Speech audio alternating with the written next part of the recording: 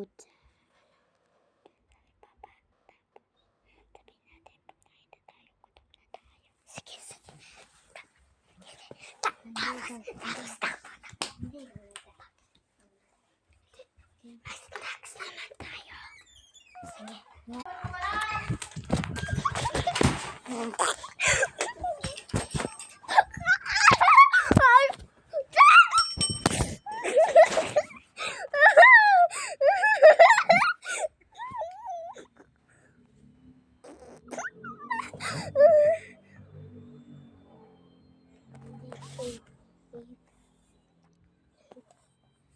Uy! Nasaan yung car mo? Punta na tayo. Wala. Nasaan yung maliit? Yung dati yung sinasakyan natin. Joke. Kwarto na. Ano? Na. Nanay?